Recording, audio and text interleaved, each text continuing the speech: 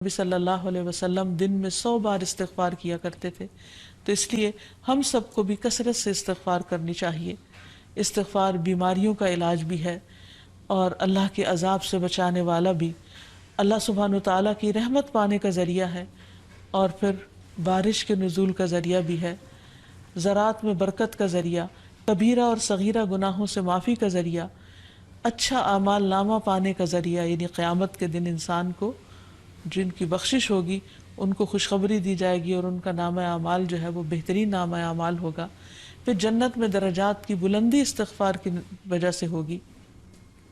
تو اس لیے ضروری ہے کہ ہم اٹھتے بیٹھتے اپنے گناہوں کی معافی مانگتے رہیں، اور استغفار کے لیے انسان اپنی زبان میں بھی اللہ تعالیٰ سے بخشش مانگ سکتا ہے، لیکن بہتر یہ ہے کہ اگر انسان قرآنی دعاؤں اور مسنون دعاؤں کا سہارا لے اور ان کو سیکھ بھی لے، کیونکہ یہ ہم سب کی ضرورت ہے۔ سورۃ نوح میں اللہ سبحانہ وتعالی فرماتے ہیں، حضرت نوح علیہ السلام نے اپنی قوم کو استغفار کرنے کو کہا، اور کیا کہا؟ فَقُلْتُ اسْتَغْفِرُوا رَبَّكُمْ، میں نے اپنی قوم سے کہا کہ اپنے رب سے استغفار کرو، اپنے رب سے معافی مانگو۔ تو نتیجہ کیا ہوگا؟ إِنَّهُ كَانَ غَفَّارًا، بے شک وہ بہت زیادہ معاف کرنے والا ہے۔ يُرْسِلِ السَّمَاءَ عَلَيْكُمْ مِدْرَارًا، تم پر آسمان سے خوب بارشیں برسائے گا، آسمان کو تم پر برسنے والا بنا دے گا۔ وَيُمْدِدْكُمْ بِأَمْوَالٍ وَبَنِينَ، تمہیں مال اور بیٹوں سے مدد دے گا۔ وَيَجْعَلْ لَكُمْ جَنَّاتٍ، تمہارے لیے باغات بنائے گا۔ وَيَجْعَلْ لَكُمْ أَنْهَارًا، اور تمہارے لیے نہریں جاری کر دے گا۔ آپ دیکھیں کہ ایک انسان کی خواہش کیا ہوتی ہے کہ اس کو کیا کچھ ملے، یعنی رہنے کا مقام اور حالات جو ہیں وہ پرسکون ہو، پھر اس کے بعد یہ کہ مال ہوں، بیٹے ہوں، باغ ہوں، اور زندگی کی اور آرائشیں اور نعمتیں ہوں۔ یہ ساری چیزیں کہاں سے ملتی ہیں، کیسے ملتی ہیں؟ استغفار سے ملتی ہیں۔ عام طور پر لوگ پریشان ہوتے ہیں، دکھی ہوتے ہیں۔ مثلا ایک شخص ایک بزرگ کی محفل میں آیا اور اس نے کہا کہ میرے حالات بہت تنگ ہیں، مجھے بہت پریشانی ہے، میرا رزق بہت تنگ ہے، تو آپ مجھے کوئی وظیفہ بتائیے۔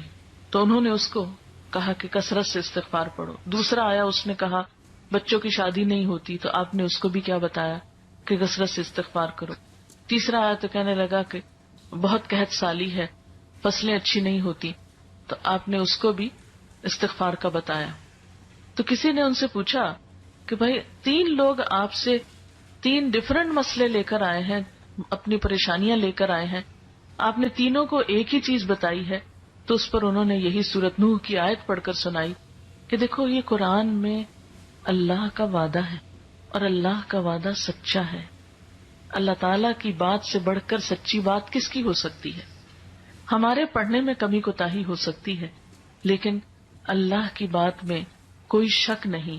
ذالک الکتاب لا ریب فیہ، یہ وہ کتاب ہے جس میں کوئی شک نہیں۔ لیکن یہ ہے کہ بعض اوقات ہم خود پڑھنے میں کوتاہی کر دیتے ہیں، تو جن کا رشتہ نہ ہو رہا ہو وہ بھی، جن کا ہو چکا ہو اور شادی کے پرابلمز ہو وہ بھی، جن کا ہو چکا اور پھر بچے نہ ہو وہ بھی، ان سب کے لیے ایک ہی وظیفہ ہے، اور وہ کیا ہے؟ استغفار کا۔ پھر اسی طرح ایک اور جگہ پر ایک اور پیغمبر نے اپنے لوگوں سے کہا وَاسْتَغْفِرُوا رَبَّكُمْ ثُمَّ تُوبُوا إِلَيْهِ إِنَّ رَبِّي رَحِيمٌ وَدُودٌ، اپنے رب سے معافی مانگو اور اس کی طرف پلٹ آؤ، بے شک میرا رب رحیم ہے اور اپنی مخلوق سے بہت محبت رکھتا ہے۔ یعنی جب کسی بندے پر کوئی تکلیف آتی ہے تو ایسا نہیں کہ اللہ تعالیٰ اس پر خوش ہوتے ہیں اور جان بوجھ کے ستانا چاہتے ہیں بندوں کو۔ اللہ تو بندوں کے حق میں بہت مہربان ہے۔ پھر سوال یہ پیدا ہوتا ہے کہ تکلیف آتی کیوں؟ اگر وہ ہم سے محبت کرتا ہے اور وہ بہت مہربان ہے، تو بات یہ ہے کہ کچھ چیزیں ہم اچھے حالات میں سیکھتے ہیں اور کچھ چیزیں ہم ہارڈ شپ سے سیکھتے ہیں۔ کچھ نعمتوں کی قدر ہم اچھے طریقے سے ویسے ہی کر لیتے ہیں، اور کچھ چیزوں کی قدر ہمیں اس وقت آتی ہے جب کوئی مشکل پیش آتی ہے۔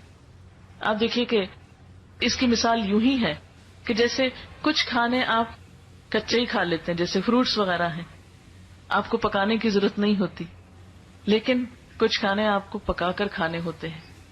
اسی طرح زندگی میں کچھ حالات ایسے ہوتے ہیں کہ جن میں آپ آرام سے سیکھ جاتے ہیں، یا کچھ باتیں آپ کو بغیر کسی مشکل کے سمجھ میں آ جاتی ہیں، لیکن کچھ باتیں آپ کو مشکل آنے پر سمجھ آتی ہیں.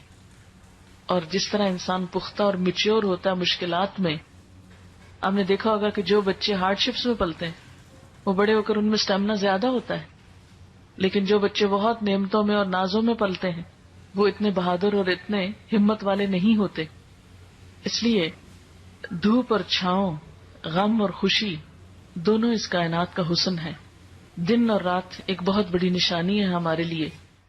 تو اس لیے جب تکلیف آتی ہے تو اس موقع پر انسان اللہ کی طرف زیادہ رجوع کرتا ہے، اللہ کو زیادہ یاد کرتا ہے، زیادہ ذکر کرتا ہے، اور اس طرح انسان کے گناہ دنیا میں ہی معاف ہونے لگتے ہیں. ایک اور جگہ پر آتا ہے وَأَنِ اسْتَغْفِرُوا رَبَّكُمْ ثُمَّ تُوبُوا إِلَيْهِ يُمَتِّعْكُمْ مَتَاعًا حَسَنًا، اور یہ کہ تم اپنے رب سے معافی چاہو اور اس کی طرف پلٹ آؤ تو وہ تم کو اچھا سامان زندگی دے گا. یعنی دنیا کی اچھی نعمتیں کس سے ملیں گی؟ استغفار سے.